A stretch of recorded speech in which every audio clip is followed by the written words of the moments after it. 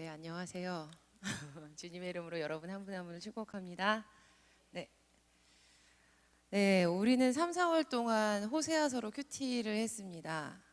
네, 큐티 하시면서 방금 담임 목사님께서 말씀하셨지만 가장 많이 들었던 말이 있어요. 바로 어렵다였어요. 여러분 어떠셨어요? 호세아서 큐티 하시는 분들 큐티 하시면서 어려우셨어요?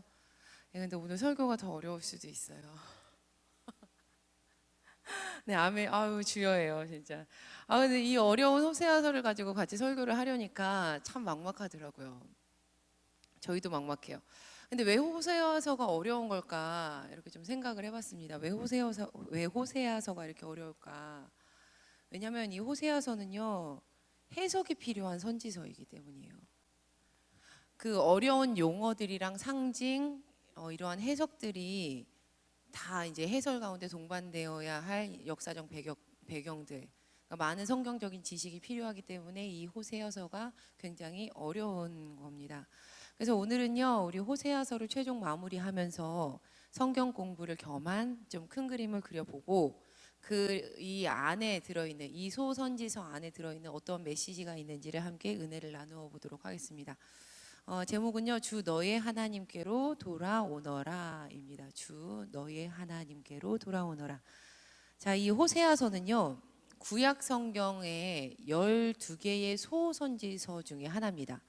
그러니까 구약 성경을 보면요, 선지서라는 성경들이 있는데 일종의 예언서인 거죠. 그러니까 이 선지서에는 특징이 있어요, 특징이. 심판의 메시지가 있고요. 그리고 또 그 안에 희망의 메시지가 같이 담겨 있다라는 특징이 있습니다. 이미 묵상하신 분들은 아시겠지만 이 호세아서를 계속 읽다 보면 이 두 가지 특징이 극명하게 이 안에 드러나고 있다는 것을 여러분이 아실 겁니다. 격가지 이야기지만요. 이 책의 분량이 선지서 중에 소선지서, 그러니까 작은 선지서 중에서도 분량이 꽤 많은 많은 이 성경이고요.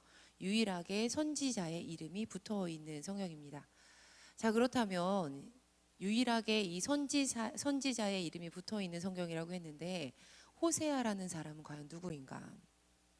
호세아의 이름 뜻은요, 구원한다라는 뜻이에요. 호세아서의 이름 뜻은 구원한다. 하지만 이 호세아라는 사람이요, 브에리의 아들이라는 것 외에는 어떠한 가계도도 출신도 불분명합니다. 전혀 나와 있지가 않아요. 그런데 확실히 알 수 있는 것은요, 이 사람이 남과 북으로 나뉘어져 있었던 이 이스라엘에서 북왕국 이스라엘에서 활동했던 선지자라는 겁니다. 자, 제가 지금 나라가 분열됐다고 이야기했어요. 그렇죠? 근데 나라가 분열됐다는 것과요, 하나님이 이 이스라엘 분열된 나라들을 부르는 호칭 있죠. 누구야? 라고 부르는 이 호칭이 굉장히 밀접한 관계가 있어요. 호세아서를 읽을 때 우리가 가장 어려운 것 중에 하나가 뭐냐면 호칭 문제입니다. 호칭. 하나님이 성경을 딱 읽다 보니까 호세아서를 읽는데 어떤 때는 하나님이 이스라엘아 하고 부르세요. 그렇죠? 근데 어떤 때는 읽다 보니까요, 유다야 라고 부르신단 말이죠. 근데 어떨 때 또 읽다 보니까 더 어려워요. 에브라임아 이렇게 부르신단 말이죠. 야, 이거 뭐 호칭이 왜 이렇게 많나. 그런데 신앙생활 좀 어느 정도 하신 분들, 그리고 또 이렇게 우리 청소년 중에서도 성경 많이 읽는 청소년들은요, 우리 청년들은요, 그냥 딱 때려 맞추죠. 그냥 이스라엘 부르나 보다. 큰 의미에서는 맞습니다. 그런데 좀 더 우리가 세부적으로 살펴보도록 할게요. 호세아서는요, 총 14장으로 이루어져 있는데 1장부터 3장까지는요, 호세아랑 호세아의 와이프 고멜의 이야기가 이 안에 나와 있습니다. 그리고 호세아서 4장에서 14장까지의 이야기에는요, 하나님이랑 이스라엘이 관계를 어떻게 맺었는지에 대한 이야기가 이 안에 들어와 있어요. 그런데 호세아 1장에서 3장까지 호세아와 고멜의 이야기에서는 나오지 않았던 호칭이 4장부터 4장 17절에 처음으로 등장을 하게 돼요. 그 호칭이 무엇이냐면 에브라임이었어요. 에브라임. 하나님이 이 이스라엘을 딱 부를 때 에브라임아 하고 부르시기 시작을 하는 거예요. 그런데 이 호칭이 굉장히 중요합니다. 왜냐하면 이것을 이해하기 위해서는요, 우리가 호세아서에 숨겨져 있는 역사적인 성경 이야기를 우리가 살펴보아야 하기 때문이에요. 자, 그렇다면 에브라임이 누군가? 에브라임이라는 사람은요, 여러분이 잘 알고 있는 요셉 있죠? 꿈의 사람, 채색 옷을 입은 그 요셉의 둘째 아들이 에브라임이에요. 요셉이 이집트의 총리가 되게 되죠. 이집트에 팔려갔다가 총리가 되게 됩니다. 그 다음에 거기서 결혼을 하게 돼요. 그리고 아들을 낳게 되는데 첫째 아들의 이름이 므낫세였어요. 므낫세.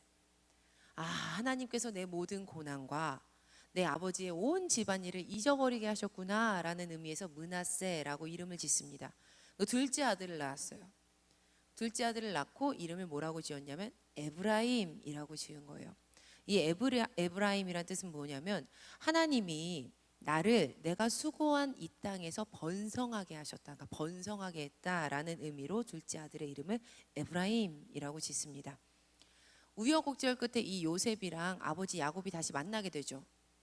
아빠 야곱과 이 아들 요셉이 만나게 되면서 야곱이요 죽기 전에 이 요셉의 그러니까 손주들을요 이제 축복하겠다고 이야기를 하는 거예요.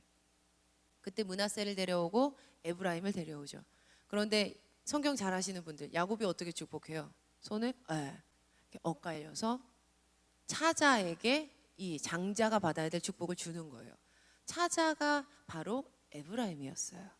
그때 차자가 장자의 축복을 받게 되면서 12지파 중에 하나의 지파가 되게 됩니다. 여기서 12지파는요 야곱의 아들들이었는데 원래 11의 지파가 될 수밖에 없었지만 요셉 지파가 2개의 지파가 되어서 이루어지게 된 거죠. 조금 어려워요. 근데 잘 따라와 보세요. 이후에요 요셉이 2 아들을 낳았어요. 그래서 2 아들이 지파에 같이 딱 들어가게 돼서 12지파. 그러니까 그 무리들이 12개가 되게 된 거예요.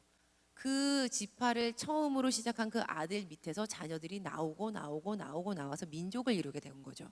12개의 지파가 되게 됐는데 그 12개의 지파가 이집트 땅에 가서 애굽 땅에 가서 옛날 말로는 애굽, 요즘 성경 번역에는 이집트, 새 번역으로는 이집트 이렇게 번역하잖아요. 그 안에서 살아가게 되면서 어느새 이후에 요셉을 모르는 세대가 도래하게 된 겁니다. 요셉을 다 몰라요. 요셉이 어떤 사람이었는지. 그런데 보니까 이스라엘 사람들이 수가 많은 거예요. 애굽 왕이 어떻게 했냐면 그들을 노예로 만들어 버립니다. 노예 생활을 하게 되고 430년이란 오랜 시간이 흐른 이후에 이들이 출애굽을 하게 돼요. 이집트, 애굽에서 모세를 통해서 탈출하게 되죠. 이 이야기 잘 알고 계시죠? 그 다음에 이들이 어느 땅으로 들어가요?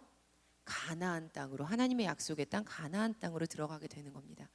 그런데 가나안 땅에 들어가서 가나안 땅을 이렇게 지파를 토지 분배를 할 때 이 에브라임 지파 있죠. 이 요셉의 둘째 아들이었던 에브라임을 통해서 나온 이 에브라임 지파가 사마리아라고 불리게 되는 이 북쪽 땅의 대부분의 땅을 차지를 하게 됩니다.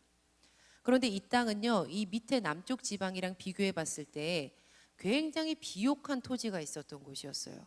그리고 아주 풍요로운 곳이었습니다. 그들이 이렇게 땅을 나눠 받게 돼요. 그 이후에 더 시간이 오래 흘렀어요. 그런데 이제 이 백성들이요, 하나님이 자신들의 왕으로 있다는 것이 마땅치가 않은 거예요. 뭔가 부족해 보이는 거예요. 그래서 이들이요, 이스라엘의 왕을 달라 하면서 아우성을 치게 되죠. 첫 번째 왕이 세워지게 됩니다. 첫 번째 왕이 누구였죠? 사울. 두 번째 왕은 규백이 우리 했거든요. 다윗. 세 번째 왕이 누구였어요? 솔로몬. 그리고 솔로몬의 아들이 누구예요? 르호보암. 이 르호보암 때 나라가 남과 북으로 둘로 딱 쪼개지게 되는 거예요. 하나였잖아요, 지금까지. 그런데 이 르호보암 때요, 나라가 딱 쪼개집니다. 그래서 지금 우리 대한민국처럼 이름이 각자 다르게 되는 역사를 맞이하게 됩니다. 이 북쪽은요, 북쪽 이스라엘, 북왕국 이스라엘, 남쪽은요 남유다라고 호칭이 나뉘게 됩니다. 근데 이렇게 나뉘게 되면서요, 이 북쪽과 남쪽이 각각 수도를 따로 마련해야 되잖아요. 그렇죠? 나라가 쪼개졌으니까. 그러니까 북쪽에는요 수도를 사마리아로 두게 돼요. 그리고 남쪽에는 수도가 어디가 돼요? 예루살렘이 되게 되는 거예요. 이때요 12개의 지파라고 했죠. 아까 12개의 이 무리 중에서 무려 10개의 무리, 10개의 지파를 데리고 북쪽으로 딱 올라가서 왕이 된 사람이 있었어요. 그 사람이 바로 여로보암이었어요. 여로보암이었는데 이 여로보암이라는 사람이 어디 지파 사람이었냐면 에브라임 지파 사람인 거예요. 에브라임 지파. 이때부터 성경 속에서는요, 북쪽 왕국 이스라엘을 부를 때 하나님이 이스라엘아라고 국명으로 부르시거나 아니면 에브라임아라고 지파 이름으로 종종 부르시기 시작을 합니다. 그런데 우리가 읽고 있는 이 선지서들은요, 나라가 쪼개지기 전 상황에 쓰여진 경우들이 굉장히 많은 거예요. 그러니까 하나님이 그때 호칭을 부를 때 어떻게 부르겠어요? 이스라엘아, 에브라임아 이렇게 하나님이 부르시겠죠. 자 보세요. 이스라엘아, 사마리아야, 에브라임아라고 부르면 어디예요? 바로 북쪽. 그러면 반대로 유다야, 예루살렘아 이렇게 부르면 어디예요? 남쪽. 이거는 잘 알고 계시면 성경을 읽으실 때 굉장히 큰 도움이 되십니다. 특히 선지서 읽으실 때 헷갈리잖아요. 이렇게 하나님이 이제 부르시게 되는 거예요. 우리 이미 언급했지만요, 호세아라는 사람은요, 이 북쪽, 그러니까 나라가 딱 쪼개지고 나서 멸망하기 전에 북쪽 이스라엘 북왕조의 선지자로 활동했던 사람이 바로 호세아였습니다. 그런데 그가 활동했던 이 북쪽 왕국은요, 남쪽보다 훨씬 더 경제적으로나 정치적으로나 더 우등한 위치에 있었어요. 더 풍요롭고 아주 풍족했던 거죠. 그런데 사실 하나님의 눈으로 그들을 보았을 때 그들은 그렇지 않았습니다.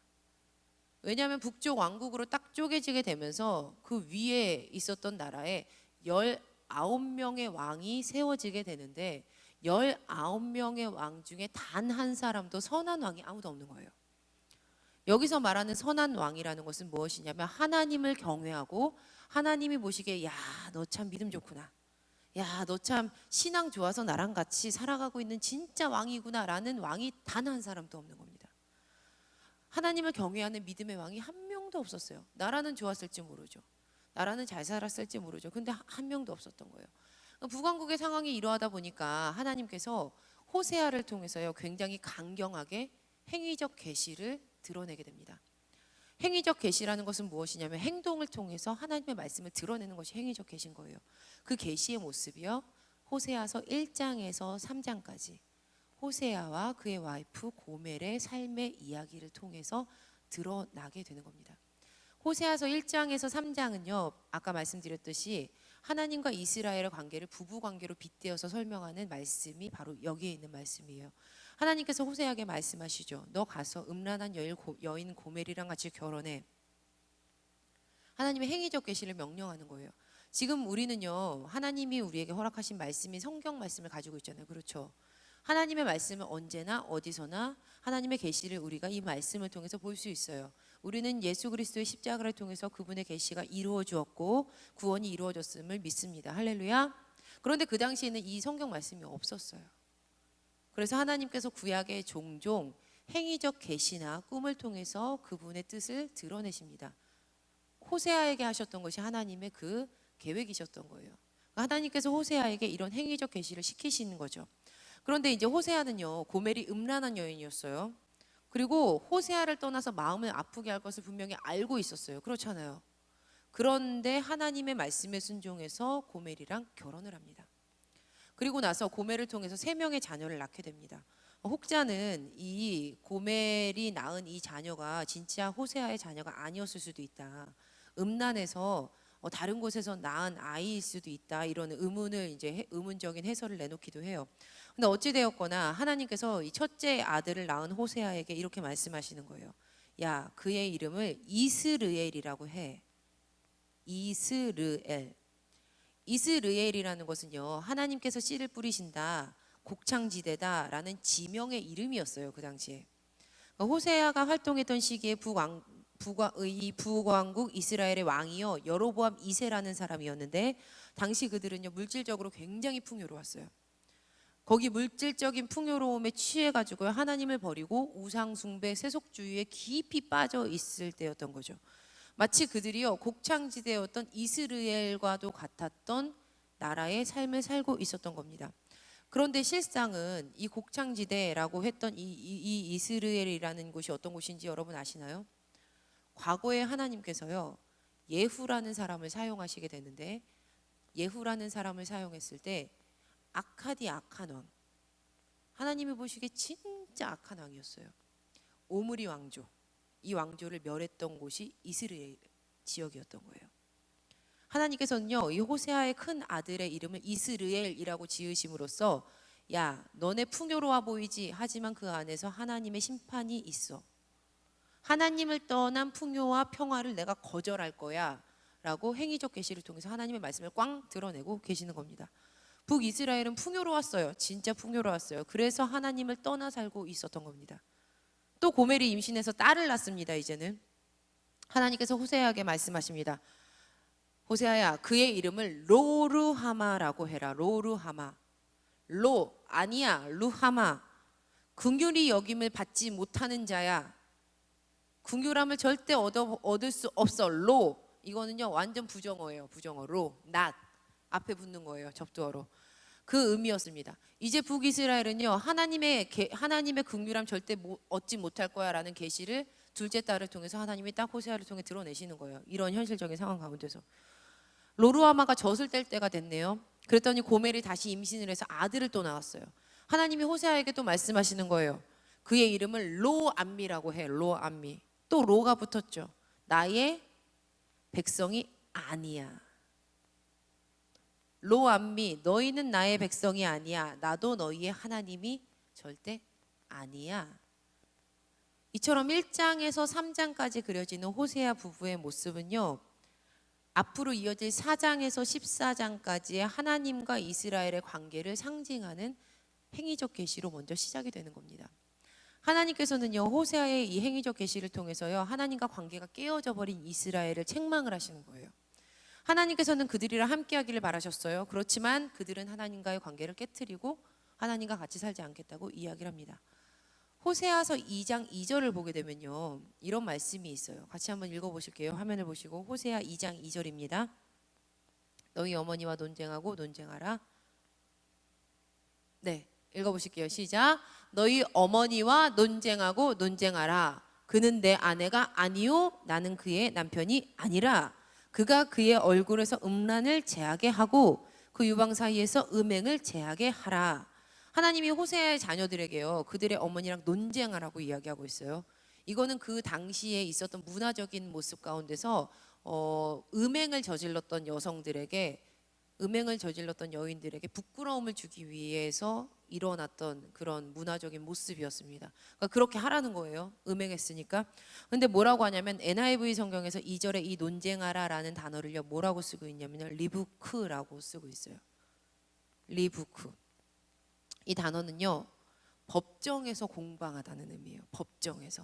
법정에서 공방하다, 논쟁하다라는 의미를 가지고 있습니다. 특히 이 성문, 그 당시 구약 시대 때 성문이죠. 성전문 앞에서 법적 논쟁을 일어났다는 모습들을 반영하고 있는 이 단어인데, 여러분 보아스가 룻의 기업을 물을 때 성문 위에서 재판을 하잖아요. 그것이 바로 이 모습인 거예요. 자, 지금 법정에서 남녀가 논쟁, 그러니까 리부크를 벌이고 있어요. 너는 내 아내가 아니야. 나는 네 남편이 아니야. 자, 법정에서 이런 일이 일어난 거예요. 지금 무슨 상황이에요? 네, 부부관계가 법적으로 깨어졌다는 것을 지금 나타내고 있는 상황인 거예요. 하나님이랑 이스라엘의 관계는요 언약 관계였어요. 언약 관계. 언약이라는 것은요 법적인 관계라는 거예요. 물론 사람과 사람 간의 언약과는 다른 언약입니다. 왜냐하면 하나님이 허락하신 언약은요 하나님 편에서 전적으로 우리에게 하신 언약이거든요.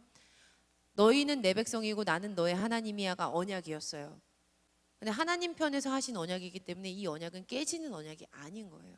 하나님이 끝까지 지키겠다는 언약이었던 거예요. 하지만 언약이라는 것은요 법적 용어였습니다. 법적 용어. 리부크라는 단어는요 이스라엘이 그분과 법적 관계가 깨어졌음을 의미하고 있는 거예요. 호세아서 1장에서 3장 모습이요 4장에서 14장 하나님과의 관계가 깨어졌음을 딱 드러내는 겁니다. 호세아의 가정의 모습이 하나님과 이스라엘과의 관계의 모습임을 극명하게 드러낸다는 거죠. 자, 여러분, 근데 잠깐 호세아의 입장에서 생각해 봤으면 좋겠어요. 과연 어떤 사람이 우리나라 망할 거예요 라고 말하기를 원하겠어요? 과연 어떤 아버지가 자기 자녀 이름을 그렇게 짓고 싶겠어요? 세상 어느 사람이 이런 사역 하고 싶겠냐고요. 개인적으로요, 참 호세아는 쉽지 않은 사역을 해야 됐다고 저는 생각을 합니다. 그런데 호세아는 성경을 읽어보면요, 모든 하나님의 말씀을 그대로 다 따릅니다. 그대로 다 실천하는 거예요. 왜 그랬을까? 어떻게 그럴 수 있었을까? 호세아가 하나님을 신뢰했기 때문 아닐까요? 만약 하나님이 끝까지 저주하는 분이시고 끝까지 화내는 분이시고 끝까지 언약 관계를 다 깨버리는 분이시라고 이 호세아가 생각해서 너무 두려워서 그냥 복종할 수밖에 없었다면, 호세아서 3장 부분의 마지막에 보면요, 호세아가 어떻게 하냐면요, 하나님의 크신 사랑을 고멜에게 보여줘요. 음란한 여인 고멜을 용서해요. 그러면서 뭐라고 하냐면 나는 너의 유일한 남편이야 라고 이야기를 하거든요. 어떻게 이런 모습을 보일 수 있었겠어요? 그냥 무서워서 복종하는 거였다면. 호세아는 알고 있었던 겁니다. 아, 하나님은 그런 분이 아니시지. 지금 이렇게 혼내시지만 돌아오기를 원하시는 분이시지. 호세아가 믿었던 대로 사실 하나님의 진짜 마음은 다른 데 있었습니다. 진짜 관계를 깨버리자는 것이 아니었던 것이죠. 이제는 음란과 음행을 다 제거하고 하나님께 돌아와라 라는 것이었던 겁니다. 하지만요, 끝내 호세아의 아내 고멜은요, 자신을 사랑하는 자들을 따라가요. 정부를 따라가요. 그런데 여러분, 이거 진짜 사랑이었을까요? 자신을 사랑하는 자들을 따라갔대요, 고멜이. 그들이 나를 진짜 사랑한다는 거예요. 그런데 이거 진짜 사랑이었을까요? 진짜 사랑 아니죠. 하나님께서 이 사실을 누구보다 잘 알고 계셨을 겁니다. 그래서 자기 자신을 버린 이 고멜가도 같은 이스라엘 있죠. 이 이스라엘을요, 즉각 파멸시키지 않으시고 끝까지 성실하게 교육하시는 거예요. 2장 6절에서 7절 제가 읽어보니까요, 뭐라고 하냐면요, 가시로 길을 막았대요. 가시로, 가는 길을 가시, 뾰족뾰족한 가시로 막았어요. 담을 쌓아서 길을 찾지 못하게 했대요. 그래서 그들을, 그 정부들을, 그 이스라엘이 따라갔던 우상들을 찾아도 만나지 못하게 하나님 막아버리셨다는 겁니다. 비로소 그때, 왜냐하면 깨달을 거기 때문에, 아, 나의 본 남편에게 돌아가야지. 아, 나의 진짜 하나님께 돌아가야지. 진짜 그분밖에 없구나. 여러분, 모든 것이 그러하다고 할 수는 없지만요, 우리의 삶 가운데 일어나는 고난, 어려움들은요, 하나님께로 돌이키기 위한 하나님의 도구일 때가 굉장히 많습니다. 고멜은요, 정부들이 내 떡과 물과 양털과 삶과 기름과 술들을 내게 준다라고 했으니까 내가 따라가라고 이야기하면서 따라가요. 이스라엘은요, 바알이 자기의 먹거리를 책임질 것이기 때문에 따라갑니다라고 하고 따라가요. 성경을 보면요, 이 바알이라는 우상이 가장 큰 우상 중에 하나로 등장을 해요. 그렇죠? 바알 굉장히 많이 이야기 들으셨죠? 무엇만 하면 바알 믿었다고 그러잖아요. 자, 여러분, 바알이라는 말은 뜻은요, 뭐냐면 세모예요. 세모. 셈이란 민족이 썼던 말이라는 거예요. 셈어. 근데 이제 바알이란 뜻이 뭐냐면 주님이란 뜻이에요. 주님, 주인님. 그러니까 수천 년 전에 고대인들은요, 함부로 신의 이름을 부를 수 없었어요. 우리가 함부로 아버지 이름 어디 가서 누구야 누구야 이렇게 안 부르시잖아요. 그렇죠? 그 문화예요. 그러니까 아버지 이름을 그렇게 함부로 부를 수 없는 것처럼, 부르지 않는 것처럼 자신들이 믿는 신을 함부로 부를 수 없었던 거죠. 그래서 주인님, 주인님, 주님, 주님 이렇게 불렀습니다. 그게 바로 바알이었던 거예요. 그런데 그만 이렇게 계속 바알만 부르다가 원래 이름을 잊어버리고 바알신이 됐다라는 학설도 있습니다. 그렇다면 바알이 어떤 신이었는가? 그들이 믿기에 바알은요, 폭풍우와 비를 관장하는 신이었어요.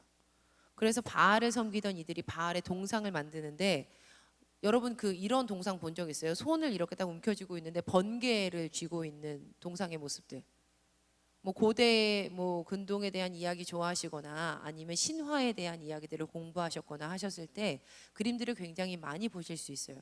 이게 구름을 타고 있거나 아니면 이렇게 손에다가 표창처럼 번개를 움켜쥔 모습을 가지고 만들거든요. 폭풍우, 비를 관장하는 신이 바로 바알이었기 때문이었어요. 당시 고대 근동에서는 비랑 생계가 굉장히 심각하게 연결돼 있었습니다. 왜냐하면 비가 와야 씨를 얻고 생명을 얻을 수 있었으니까요.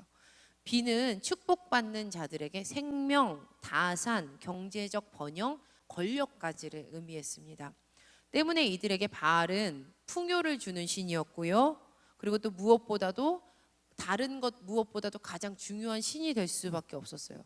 예나 지금이나 사람들은 참 돈 좋아하고 풍요 좋아하는 것 같아요. 그죠?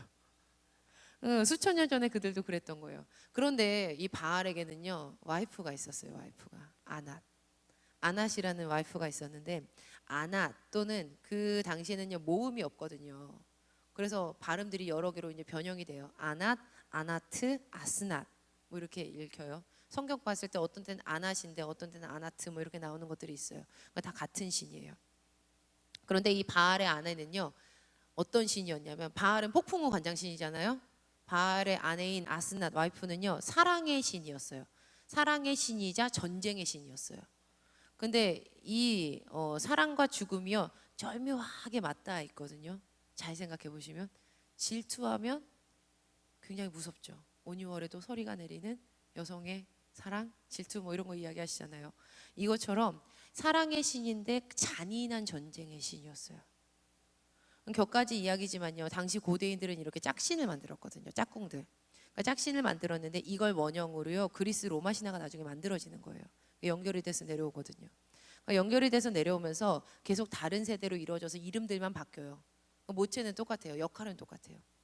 아나시어 나중에 비너스의 모체가 돼요. 그래서 이렇게 연결이 되거든요. 그러니까 어찌 되었거나 이 바알이요 풍년을 가지고 올 수 있는 신이라고 유일하게 믿었기 때문에 농경 사회에서는 진짜 중요한 신이었던 겁니다.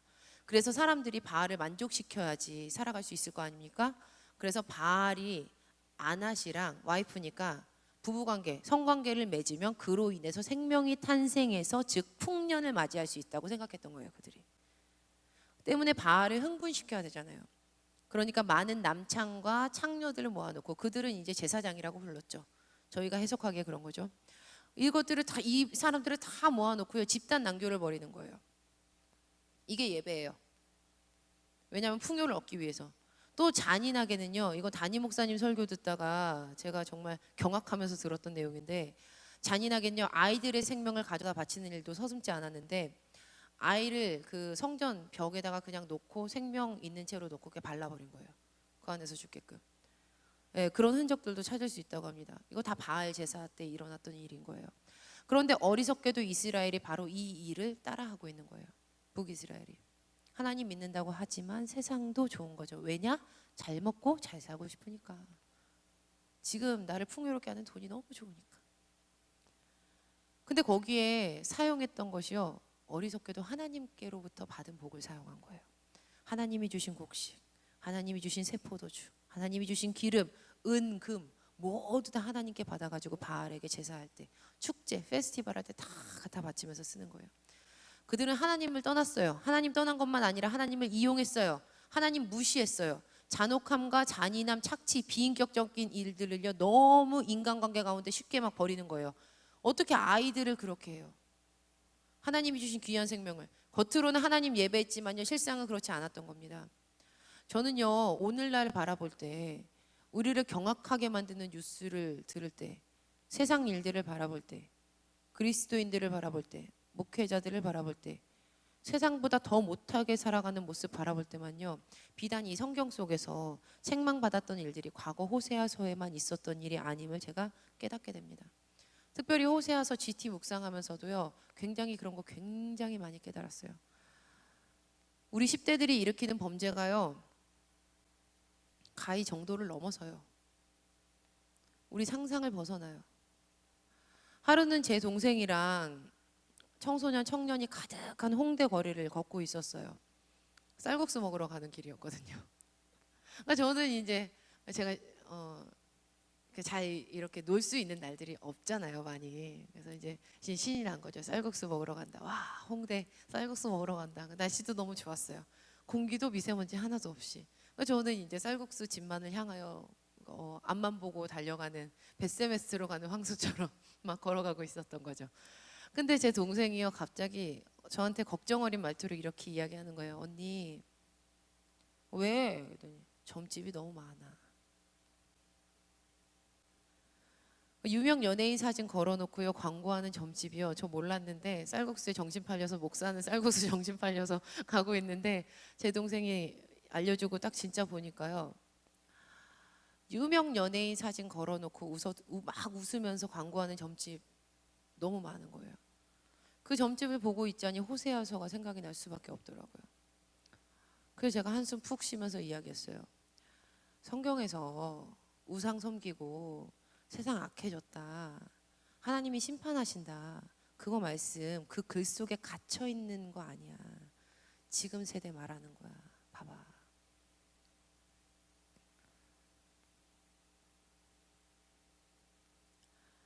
하나님께서는요, 하나님을 떠난 북이스라엘 땅이랑 하나님 떠나서 살아가는 자녀들에게 호세아서 전반을 통해서요 계속 말씀하시는 거예요. 호칭 바꿔가면서 북쪽에다가 얘기하고 남쪽에다 얘기하고, 얼마나 오죽하시면 얼마나 그런 마음이 있으면 어떤 땐 또 에브라임아 부르시다가 너네 그렇게 하면 모두 다 회수하겠다는 거예요. 너랑 나 관계 끝났다는 거예요. 너 왜 자꾸 아수로 찾아가냐는 거죠. 왜 사업 잘 되게 해달라고 왜 사람 찾아가냐는 거죠. 왜 관계 어렵다고 내 방법대로 쓰냐는 거예요. 왜 일자리 안 구해진다고 내 방법대로 쓰냐는 거예요. 내가 원하는 일들이 왜 안 풀어진다고 내가 원하는 그 돈을 향해서 나가냐는 거예요. 하나님께서 말씀하시는 거예요. 다 회수할 거야. 너랑 나랑 관계 끝났어. 그때 하나님 말씀이 이루어지는 그때야 비로소 어리석은 이스라엘이 깨닫게 될 거라는 것입니다. 아, 바알이 준 거 아니구나. 아, 세상이 나에게 만족 주는 거 아니구나. 오직 예수님뿐이구나. 오직 구원 주실 수 있는 분은 나의 하나님 그 한 분이신 그분뿐이구나. 내가 성령의 사람으로 살아가야 되는 거구나. 실제로 북이스라엘이요 19명의 왕을 지내면서 지독하게 말을 듣지를 않아요. 계속 악한 왕, 악한 세대만 이어지는 겁니다. 주전 722년, 예수님 오시기 722년 전에 아수르에 의해서 멸망당해요.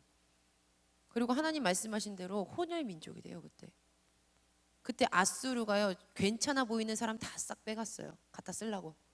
그리고 이 민족을 말살할 수 있을 것 같아 보이는 사람들만 남겼어요. 참 나쁘죠. 그래놓고 아수르 민족이랑 섞어버렸어요. 그 민족이 바로 사마리아 민족이에요. 그래서 사마리아 민족이 무시당하는 거예요. 하지만 하나님께서는요 그렇게 되어버린 주님의 자녀들, 마치 길 잃어버리고 탕자처럼 나가서 돼지 구정물에 있는 쥐염 열매라도 먹으려고 했던 그 더러워진 것 같은 때가 꼬질꼬질 껴버려서 정말 아무도 상관하고 싶어하지 않는 그 자녀들에게요, 사랑하는 자녀 혼낸 부모처럼 그들을 다시 싸매시고 끌어안을 것을 약속하셨고 진짜 그렇게 하셨습니다. 우리가 여기에 모인 이유, 우리 모든 죄를 지시고 죽으시고 다시 사신 예수 그리스도, 그분이 그 증거 아닙니까? 할렐루야. 예수님께서는 우리가 하나님께로 돌아가는 유일한 길이 되어 주셨어요. 그리고 부활하셨잖아요. 부활 때문에 모이는 거예요. 부활 때문에 길이요 진리요 생명이 되신 겁니다. 지금 부활 기간이잖아요. 우리가 그래서 하나님께로 가게 된 겁니다. 죽기까지 우리를 사랑했던 하나님의 진짜 마음은요, 이 호세아서의 진짜 마음은 뭐냐면 주 너의 하나님께로 돌아오라 였던 것입니다. 다 같이 마지막으로 호세아서 1장 14장 1절에서 8절 말씀 같이 읽어보실게요. 하나님의 진짜 마음이에요. 이스라엘아, 시작.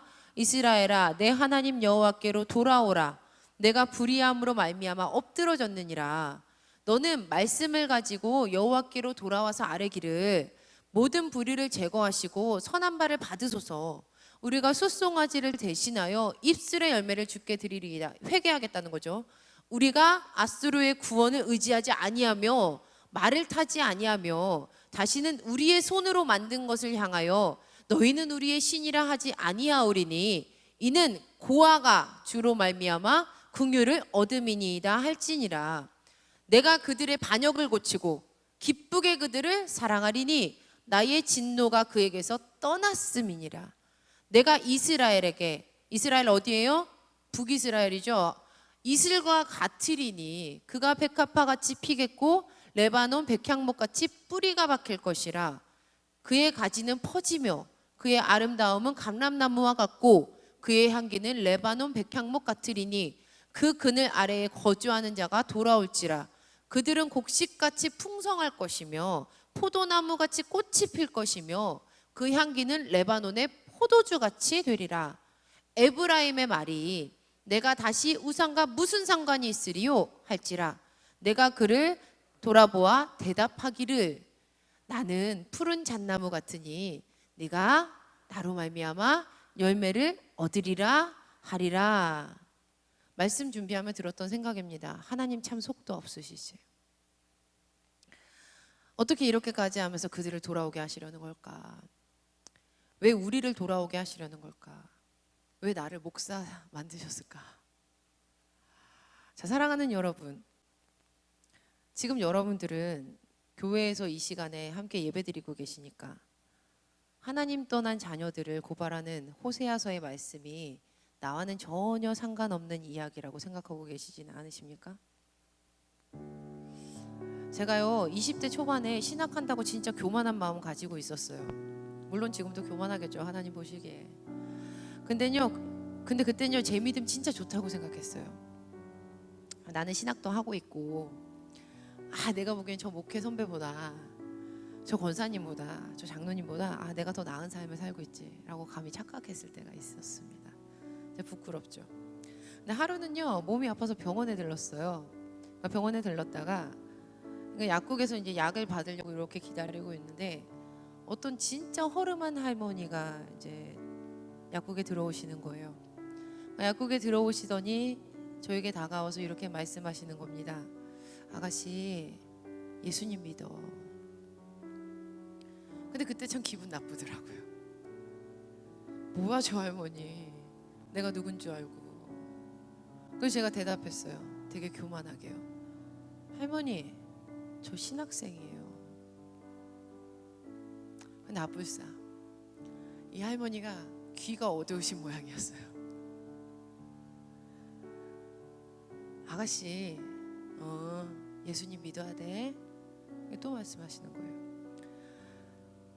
그런데 그때 제 마음 후려치는 생각이 딱 있었습니다. 그렇지. 예수님 믿어야지. 오늘도 믿어야지. 내일도 믿어야지. 다시 믿어야지. 매일 죄로부터 하나님께 돌아가야지. 예수님 믿어야지. 자, 사랑하는 여러분, 오늘 호세아가 고발한 이들 누굽니까? 사실 우리 아닙니까? 저 아니에요? 여러분 아니에요? 교만하고 거짓말하고 속이고 이득만 챙기고 이용하려 하고 하나님 내 마음대로 자판기 하나님 만들고. 자, 여러분의 마음 깊은 곳에서부터 삶을 통해서 드러나는 그 열매로부터 우리 다시 돌아가야 합니다. 우리 돌아갑시다. 이 부활 절기는요 생명의 근원이신 그분께 돌아가 다시 믿음 고백하는 절기예요. 우리 하나님께 돌아가 다시 고백합시다. 여호와께로 돌아왔습니다. 내가 예수님 아니면 살아갈 수가 없습니다. 내가 이전에 있었던 에브라임이 저질렀던 것처럼 그 수많은 죄악 가운데 내가 있었습니다. 그게 나군요. 하나님 회개하고 돌아갑니다. 여러분 지금이 아니면 우리에겐 기회가 없는 거예요. 지금만 내 시간인 거예요. 아무리 피곤하셔도 아무리 힘들어도 아무리 지쳐도 지금이 내 시간이에요. 지금 하나님께 돌아가시기를 간절히 소망합니다. 우리 오직 예수